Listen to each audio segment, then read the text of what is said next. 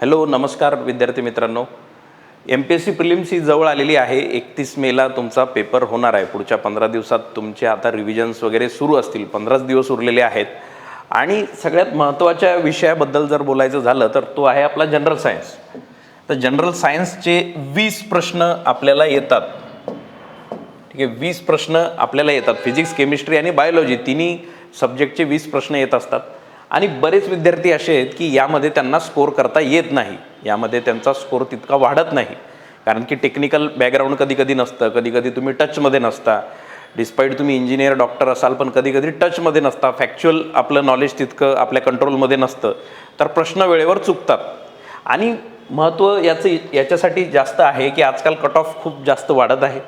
प्रत्येक प्रश्न जो आहे तो महत्त्वाचा झालेला आहे आणि सायन्समध्ये बऱ्यापैकी तुमचं जर का क्लॅरिटी असली तर तो प्रश्न तुमच्या फेवरमध्ये जातो. आणि आयोगाने ज्या थीम्स विचारलेल्या आहेत तिन्ही फिजिक्स, केमिस्ट्री, बायोलॉजीमध्ये ज्या ठरलेल्या गोष्टी विचारलेल्या आहेत त्याच्यावरच 10-12 प्रश्न इझिली सुटतात आणि बाकी तुमच्या अभ्यासावर बऱ्यापैकी तुम्ही जास्त स्कोर तुमचा 15पर्यंत एक्सटेंड करू शकता. 15 प्रश्न तुम्ही मारू शकता, म्हणजे योग्यरित्या तुम्ही तेवढा स्कोर तुम्ही आणू शकता.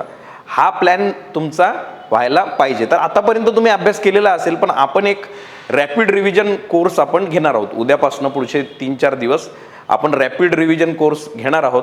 8 ते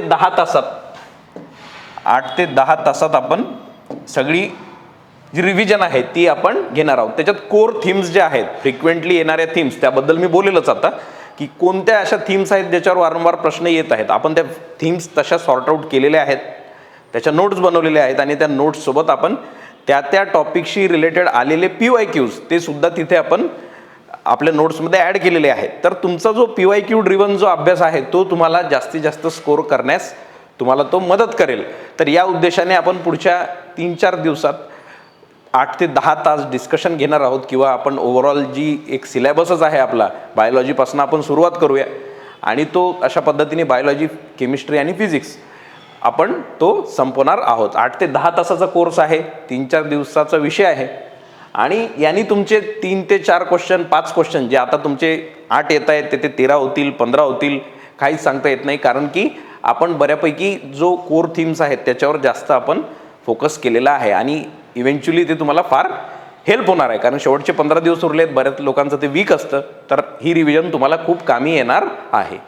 तर याच्यामध्ये आपण एक गोष्ट बघूया की ज्या थीम्स आहेत, वेगवेगळ्या थीम्स प्रत्येक सब्जेक्टच्या.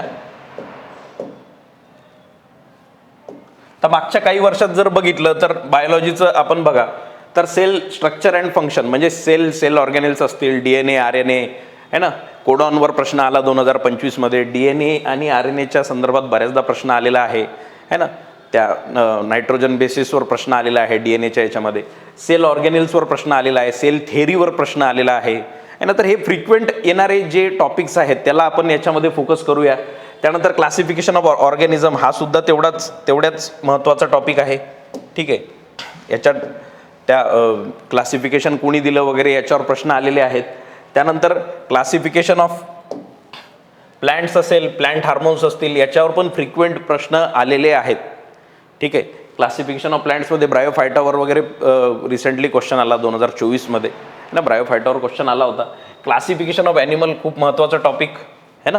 वेगवेगळे जे फायलम आहे त्याच्यावर प्रश्न आलेले आहेत. ठीक आहे, मॉलुस्कावर प्रश्न आलेले आहेत. कधी कधी असे येतात की एका पर्टिक्युलर टॅक्सॉनॉमिक ग्रुपमधले हे ॲनिमल्स ओळखा, असा सुद्धा प्रश्न आलेला आहे पूर्वी. ठीक आहे, तर हे फायलम आपल्याला सगळे माहीत पाहिजे, हा सुद्धा फार इम्पॉर्टंट टॉपिक आहे. ठीक आहे, आपण नोट्समध्ये त्या सगळ्या गोष्टी त्या पद्धतीने कंपाईल केलेल्या आहेत. ठीक आहे, तुम्हाला नोट्स दिसल्यावर ते कळेल. त्यानंतर फोटोसिंथेसिस, रेस्पिरेशन, आतापर्यंत जे आलेले प्रश्न खूप इम्पॉर्टंट टॉपिक आहे, कन्सेप्च्युअल टॉपिक आहे. ग्लायकोलायसिसवर डायरेक्टली प्रश्न विचारला होता की यापैकी कुठलं रिॲक्शन यामध्ये नाही आहे असं विचारलेलं आहे. रेस्पिरेशनवर डायरेक्टली प्रश्न आलेले आहेत. ATP मॉलिक्यूल किती असतात, काय असतात, हे सगळं विचारलेलं आहे. क्रेब सायकलवर प्रश्न आलेले आहेत. फोटोसिंथेसिस, रेस्पिरेशन खूपच इम्पॉर्टंट टॉपिक आहे. C3-C4 पाथवेवर क्वेश्चन आलेला आहे. ठीक आहे, तर या सगळ्या गोष्टींची रिव्हिजन आपण खूप यांनी घेणार आहोत. म्हणजे बऱ्याच आपल्या ज्यांनी थोडा जरी अभ्यास केला असेल तर त्यांना खूप फायदा होईल. कारण की आपण टार्गेट एरियाजच आपले ते ठेवणार आहोत जे ऑलरेडी विचारलेले आहेत आणि थोडं एक्सपेक्टेड त्या लाईन्सवर जे नवीन प्रश्न येतील याचा सुद्धा आपण अंदाज घेणार आहोत. ठीक आहे, पुढचं बघा, सर्क्युलेटरी सिस्टमवर प्रश्न आलेले आहेत. ठीक आहे, हार्टशी संबंधित प्रश्न आलेले आहेत. कशा पद्धतीने ब्लड फ्लो होतो असा प्रश्न विचारला होता. बंडल ऑफ हिस हे जे हार्टमधला फायबर्स आहेत त्याच्यावर सुद्धा प्रश्न आलेला आहे. ठीक आहे. GIT वर प्रश्न आलेला आहे पहिले. ठीक आहे. एंडोक्राईन सिस्टम खूप महत्त्वाचं 2025 आपण बघितलं तर मेन्स्ट्रुअल सायकलचे हार्मोन्स विचारलेले होते. पूर्वी पिट्युटरीवर पण प्रश्न आलेला आहे है ना. आणि इतर सुद्धा जे हार्मोन्स आहेत असे 4 हार्मोन दिलेले त्यापैकी कोणता हार्मोन एका प्रकारचा नाही आहे, ऑड मॅन आउट वगैरे फाइंड करा असे सुद्धा प्रश्न आलेले आहेत. तर हा पण खूप इम्पॉर्टंट टॉपिक आहे हार्मोन्सशी संदर्भात. एक्सक्रिटरी सिस्टम युरिन फॉर्मेशनवर फ्रिक्वेंट प्रश्न आहेत. ठीक आहे. ज्या प्रोसेसेस आहेत आपल्या अल्ट्राफिल्ट्रेशन वगैरे, किडनीशी संदर्भात जे प्रश्न आहेत है ना, नायट्रोजनस वेस्ट वगैरे त्याच्याशी रिलेटेड जे प्रश्न आहेत ते सुद्धा बऱ्याचदा आलेले आहेत. तर हा पण खूप इम्पॉर्टंट टॉपिक आहे युरिन फॉर्मेशन आणि त्याच्याशी निगडीत. ठीक आहे. रिप्रोडक्टिव्ह सिस्टमवर एकदा प्रश्न आलेला आहे. ठीक आहे. सेक्शुअल आणि असेक्शुअल रिप्रोडक्टिव्ह सिस्टमचा जो भाग आहे म्हणजे बडिंग वगैरे त्याच्यावर पण एकदा प्रश्न आलेला आहे. ठीक आहे. आणि मेल रिप्रोडक्टिव्ह पार्ट टेस्टीजवर एकदा प्रश्न आलेला आहे. तर हे अशा पद्धतीने बायोचे सगळे जे महत्त्वाचे टॉपिक आहेत ते आपण त्यामध्ये कव्हर करू.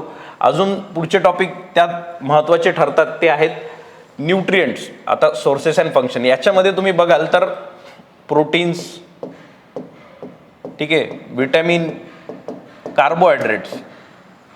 कार्बोहायड्रेटवर मागच्याच वर्षी 25 प्रश्न आला. डायसॅकराइड, मोनोसॅकराइड यापैकी कोणती आहे, मॅच द पेअर त्यावर आला. तर हा खूपच important topic. Health and disease खूप महत्त्वाचा आहे. ठीक आहे. पोलिओवर प्रश्न आलेला आहे किंवा वेगवेगळे जे पॉझिटिव्ह एजंट्स असतात किंवा वेक्टर्स असतात जे ट्रान्समिट करतात डिसीजेस याच्यावर पण प्रश्न येतो. तर हा सुद्धा खूप महत्त्वाचा टॉपिक. आणि हा एक खूप इम्पॉर्टंट टॉपिक आहे डिसीजेस इन प्लांट्स. प्लांट्सचे जे डिसीजेस आहेत हे खूपच इम्पॉर्टंट टॉपिक हा आहे. सिट्रस कॅन्कर यावेळेस विचारला होता जो बॅक्टेरियल इन ओरिजिन आहे 2025 तो विचारला होता. त्याच्या आधी सुद्धा लीफ ब्लाईट वगैरे बऱ्याचदा प्रश्न आलेला आहे. तर ते जे nutrient deficiency in plants and plant diseases ही जी एक थीम आहे ही खूपच इम्पॉर्टंट थीम आहे. त्यावर वारंवार प्रश्न येतो. तर आपण सगळे फंगल, बॅक्टेरियल, व्हायरल डिसीजेस, पुन्हा न्यूट्रिएंट डिफिशियन्सीमुळे होणारे डिसीजेस आणि वेगवेगळे सिम्पटम्स यावर सुद्धा आपण त्यामध्ये चर्चा करणार आहोत. आपल्या कोर्समध्ये आपण त्यावर चर्चा करणार आहोत. तर हा पण खूप इम्पॉर्टंट टॉपिक आहे. प्लांट टिश्यूज, ॲनिमल टिश्यूज दोन्ही खूपच इम्पॉर्टंट. ठीक आहे. प्लांट टिश्यूज आणि ॲनिमल टिश्यूज खूप इम्पॉर्टंट. झायलम, फ्लोएम याच्यावर प्रश्न येतात है ना. कोलेन कायमा, स्क्लेरन कायमा याच्यावर प्रश्न येतात. 2025 आलेला आहे त्याच्यावर है ना. प्लांट टिश्यूवर प्रश्न आलेला आहे 2025. ठीक आहे. ॲनिमल टिश्यूजमध्ये तुम्ही बघाल तर स्केलेटल सिस्टम, बोन्सवर प्रश्न आलेला आहे. ठीक आहे. बोन म्हणजे मॅच द पेअरमध्ये सुद्धा विचारलेले आहेत. टाईप्स ऑफ बोन आणि कशा टाईप्स ऑफ जॉईंट्स वगैरे त्याच्यामध्ये विचारलेले आहेत. ठीक आहे. तर तो पण खूप इम्पॉर्टंट, हा खूप इम्पॉर्टंट टॉपिक. आतापर्यंत बरेच प्रश्न याच्याशी रिलेटेड आलेले आहेत. ड्रग्ज खूप इम्पॉर्टंट आहेत. 2025 सुद्धा ते विचारलेलं होतं. ड्रग्सशी रिलेटेड प्रश्न विचारले. कुठले ॲनाल्जेसिक आहेत, कुठले अँटीपायरेटिक आहेत, अँटीबायोटिक्स वगैरे प्रत्येक याच्याशी रिलेटेड ड्रग्सशी रिलेटेड प्रश्न विचारले जातात. तर हा पण एक इम्पॉर्टंट टॉपिक. त्याची एक आपल्याकडे लिस्ट आहे की कशा पद्धतीने ड्रग्स कोणते विचारले जाऊ शकतात. ठीक आहे. त्यानंतर इव्हॉल्युशन आणि जेनेटिक्स हा सुद्धा एक इम्पॉर्टंट टॉपिक आहे. ठीक आहे. मेंडेलवर एकदा प्रश्न विचारला होता. वन एन्झाईम हायपोथेसिस हा कुणी दिला हे सुद्धा एकदा विचारलं होतं. तर हा पण तितकाच महत्त्वाचा टॉपिक. तर अशा पद्धतीने जे एक 14-15 थीम्स बायोलॉजीमध्ये आहेत त्या आपण डील करणार आहोत. आणि त्याचे PYQ आपल्या नोट्समध्ये तिथेच अटॅच असतील है ना. तर ते डिस्कशन करताना तुमचा अभ्यास झालेला आहे आणि त्याच्यात एक भर पडेल, एक चांगली रिव्हिजन तुमची होणार आहे. जर तुम्ही या कोर्सला तुम्ही एनरोल केलं तर तुमचा एक खूप फायदा यामध्ये होईल. सिरियस विद्यार्थ्याचा खूप फायदा होईल. म्हणजे ज्यांनी जेन्युइनली अभ्यास केलेला आहे त्याचा खूप फायदा होईल. आणि ज्याचा अभ्यास थोडा नॉमिनल आहे त्याला एक डिरेक्शन मिळेल. शेवटच्या दिवसांमध्ये काही लोक असे ॲक्टिव्ह होतात तर त्यांना खूप एक त्याच्यामध्ये डायरेक्शन मिळेल की आपण आता जनरल सायन्सला कसा अप्रोच करायला पाहिजे. 8 ते 10 तास तुमचे लागणार आहेत फक्त. तुम्ही 1.5 2 तास पुढच्या 4-5 दिवसात जरी बघितलं, स्वतः नोट्स तुम्ही रिवाईज केल्या तर बऱ्यापैकी तुमचा फायदा होऊ शकतो. तर हा बायोलॉजीचा पार्ट झाला. पुढचा आपण बघू फिजिक्समध्ये काय काय क्वांटिटीज वगैरेवर प्रश्न येऊ शकतो है ना. क्वांटिटीजवर प्रश्न येतात कधी कधी. लाईट सगळ्यात इम्पॉर्टंट टॉपिक. त्याच्यावर न्यूमरिकल प्रॉब्लेमसुद्धा येतात है ना. त्याच्यामध्ये डिफेक्ट्स, ह्युमन आयचे डिफेक्ट्स वगैरे ते सगळं आपण त्याच्यातच ॲड केलेलं आहे. लेन्सेसवर येणारे प्रश्न आहेत. बऱ्याचदा लेन्सवर येणारे प्रश्न आहेत. ठीक आहे. तर लाईट खूप इम्पॉर्टंट. इलेक्ट्रोमॅग्नेटिक स्पेक्ट्रम त्याच्याशी रिलेटेड प्रश्न बऱ्याचदा येतात. त्याची युजेस है ना.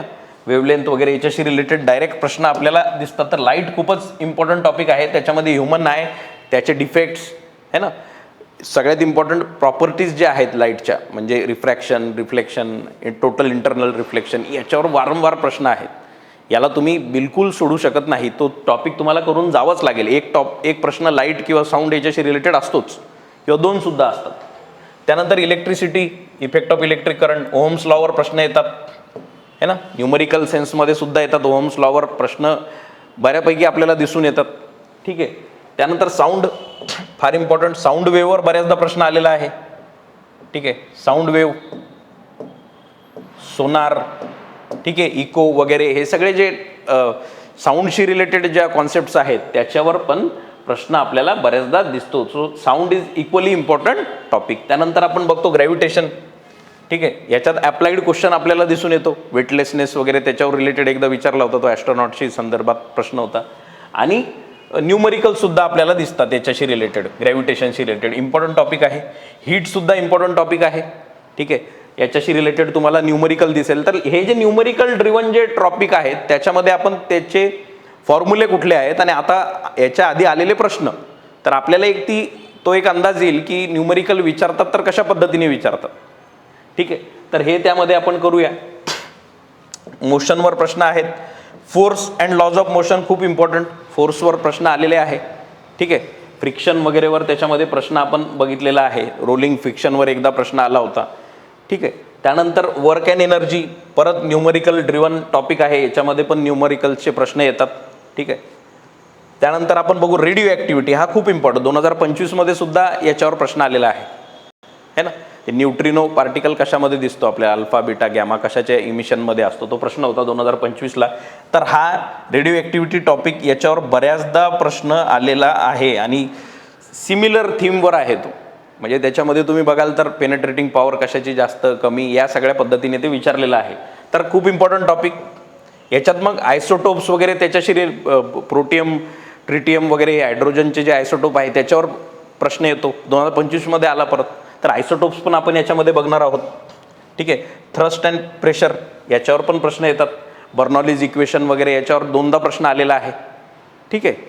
त्यानंतर सोर्सेस ऑफ एनर्जी 2025 मध्ये याच्यावर प्रश्न तुम्ही बघितला असेल. सोर्सेस ऑफ एनर्जीवर म्हणजे त्याच्यामध्ये कार्बन कशामध्ये असतो नसतो, कुठल्या फ्युएलमध्ये असतो है ना, रिन्युएबल नॉन रिन्युएबल फ्युएलचं काय, कुठे काय फायदा होतो वगैरे, अशा पद्धतीचे इझी प्रश्न पण बेसिक क्लिअर पाहिजे त्याला. तर फिजिक्सशी रिलेटेड हे सगळे टॉपिक्स आहेत, खूप इम्पॉर्टंट आहेत. ठीक आहे. तर त्याला आपण एक प्रॉपर एक डिरेक्शन देऊन त्याच्यामध्ये आपण त्या पद्धतीने त्याला डील करणार आहोत. ठीक आहे. पुढचं बघा केमिस्ट्री, खूप इम्पॉर्टंट टॉपिक. जर बायोचे तुमचे 9 किंवा 10 प्रश्न येत असतील किंवा 9 पकडून आपण चालू, आणि इकडे जे उरलेले 6 आणि 5 आहेत, ठीक आहे, जर फिजिक्स तुमचं वीक असेल तर तुम्हाला केमिस्ट्री तुम्हाला एक एज देऊ शकतं. ठीक आहे. तर केमिस्ट्रीमध्ये काय काय बघूया आपण. स्टेट्स ऑफ मॅटरवर प्रश्न येतो. सॉलिड लिक्विड गॅसच्या ज्या प्रॉपर्टीज आहेत, ठीक आहे, सरफेस टेन्शन वगैरे असेल याच्यावर पण प्रश्न येतो. ठीक आहे. आणि विस्कॉसिटीवर प्रश्न आला 2025 मध्ये. ठीक आहे. विस्कॉसिटी ऑफ गॅसेस वगैरे त्याच्यावर प्रश्न आला. ठीक आहे. विस्कॉसिटी ऑफ लिक्विड गॅसेस त्याच्यावर प्रश्न आला. ऑटोमिक स्ट्रक्चर खूप इम्पॉर्टंट टॉपिक. याच्यात आपले सगळे मॉडेल्स जे आहेत, थॉम्सन्स ऑटोमिक मॉडेल वगैरे सगळं, बोर्स ऑटोमिक मॉडेलपर्यंत, हे सगळे मॉडेल खूप महत्त्वाचे आहेत. कोणत्याही याच्यावर वेळेवर प्रश्न येतो. हे सगळ्यात म्हणजे कोर पार्ट आहे केमिस्ट्रीतला, तो आलाच पाहिजे. त्यानंतर पिरियडिक क्लासिफिकेशन ऑफ एलिमेंट्स, याच्यामध्ये काय डायरेक्टली विचारलं जातं, कोणी दिलं, काय दिलं. ठीक आहे. याचं बेसिक आपल्याला माहीत पाहिजे. ठीक आहे. त्याच्यातले ट्रेंड्स, मेटॅलिक कॅरेक्टर कसं ग्रुपमध्ये म्हणा किंवा पिरियडमध्ये म्हणा कशा पद्धतीने कमी होतं किंवा वाढतं, इलेक्ट्रोनिगेटिव्हिटी काय होते, वाढते कमी होते, हे सगळं विचारलं जातं. इम्पॉर्टंट टॉपिक आहे तो सुद्धा. ऑटोमिक मास आणि मॉलिक्युलर मास याच्यावर आपल्याला न्यूमरिकल प्रॉब्लेम्स येतात विचारण्यासाठी, की तुम्हाला हे दिलेलं आहे, तुम्ही याचं मॉलिक्युलर मास शोधा, अशा पद्धतीचे प्रॉब्लेम्स आपल्याला येतात, न्यूमरिकल्स येतात. फॉर्मेशन ऑफ कंपाऊंड खूप इम्पॉर्टंट आहे. 2025 मध्ये सुद्धा याच्यावर प्रश्न आला. वेगवेगळे जे केमिकल बॉन्ड्स आहेत ते आपल्याला माहीत पाहिजे, आयनिक बॉन्ड, कोव्हॅलंट बॉन्ड, है ना. इम्पॉर्टंट टॉपिक आहे. याच्यावर प्रश्न येण्याचे चान्सेस नेहमीच असतात. खूप इम्पॉर्टंट टॉपिक हा आहे.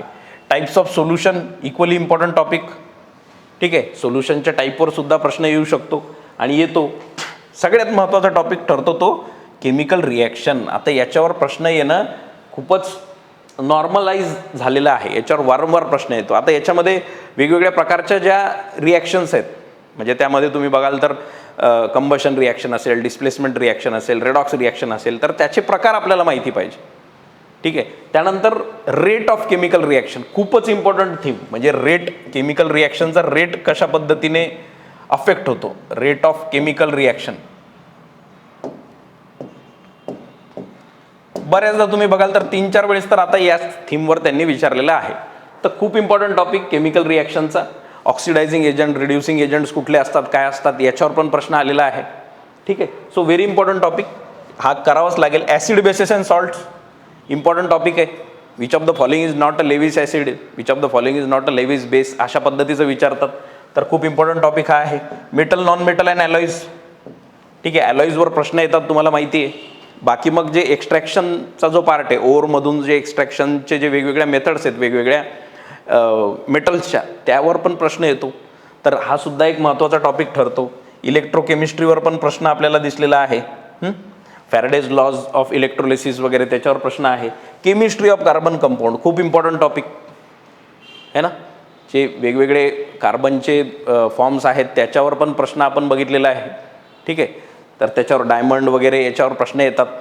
हा पण खूप इम्पॉर्टंट टॉपिक आहे, केमिस्ट्री ऑफ कार्बन कंपाऊंड. म्हणजे हे असे 3-4 आहेत जे तुम्ही सोडून जाऊ शकत नाही. Atomic structure, formation of compound, chemical reaction, acid base and salts आणि chemistry of carbon compounds. This is very important topic, you cannot leave it. Last important topic and खूपच जास्त महत्त्वाचा तो आहे केमिस्ट्री ऑफ एव्हरीडे लाईफ. ठीक आहे. 2025 मध्ये पण प्रश्न आलेला आहे. ठीक आहे. याच्यात ते वुलन वगैरे मध्ये कुठलं हे यूज होतो, केमिकल यूज होतो ते विचारलेलं आहे. पॉलीॲक्रोनायट्रिलशी संबंधित जो प्रश्न आहे, त्याच्या आधीसुद्धा ते सगळे जे ऑप्शन आहेत ते आपण त्याला आपण एलॅबरेट केलेले आहे आपल्या नोट्समध्ये. तर ते सगळे ऑप्शन वगैरे जे आहेत ते आपण पूर्वीचे सुद्धा केमिस्ट्री ऑफ एव्हरीडे लाईफ हा जो टॉपिक आहे याचा फॅक्च्युअल आहे, याच्यात तुम्हाला माहीतच पाहिजे की कुठले केमिकल्स वापरले जातात. ठीक आहे. इम्पॉर्टंट टॉपिक आहे, याच्यावर प्रश्न एक्सपेक्टेड आहे, यावेळेस पण आपण याच्यावर एक्सपेक्ट करू शकतो. ठीक आहे. तर अशा पद्धतीने ओव्हरऑल तुम्हाला माहीत पाहिजे की टार्गेट एरियाज कुठले आहेत, त्यालाच वारंवार रिवाईज करायचं. आणि आपण जो कोर्स सुरू करतोय त्याच्यामध्ये आपला उद्देश हाच राहील की आपण फास्ट वेमध्ये महत्त्वाच्या गोष्टींची रिव्हिजन करून त्याला आपण संपवायचा प्रयत्न करू. म्हणजे तुम्ही अराऊंड उद्या 15 तारीख आहे, 18, 19, 20 तारखेपर्यंत 20 तारखेपर्यंत तुम्ही फ्री झाले, तुम्ही कोर्स बघून झाले, तर 10 दिवस तुम्हाला फ्रिक्वेंट एक रिव्हिजन तुमची सब्जेक्टची तुम्हाला करता येईल. ठीक आहे. त्या पद्धतीच्या नोट्स आपल्या ॲपवर तुम्हाला मिळतील, आपल्या ॲपवर तुम्हाला त्या नोट्स मिळतील तुम्ही एनरोल केल्यानंतर. आणि त्या नोट्स तुम्ही रेफर करू शकता. म्हणजे त्याच्यामध्ये फार प्रॉपर अशा टॅब्युलर फॉर्मॅटमध्ये, चार्ट्सच्या फॉर्मॅटमध्ये आपण टॉपिक्सला फिट केलेलं आहे. म्हणजे it is more of a revision kind of notes है ना. जिथे जिथे डायग्राम वगैरे गरजेचे आहेत तिथे आपण ते टाकलेले आहेत. ठीक आहे. तर अशा पद्धतीने आपला हा जो कोर्स आहे तो सुरू होईल उद्या. तर जर तुम्ही सिरियस अटेम्प्ट देत आहात 31 तारखेला आणि तुम्हाला वाटतंय की सायन्समध्ये कुठेतरी आपला प्रॉब्लेम येऊ शकतो, तर हा कोर्स तुमच्यासाठी आहे.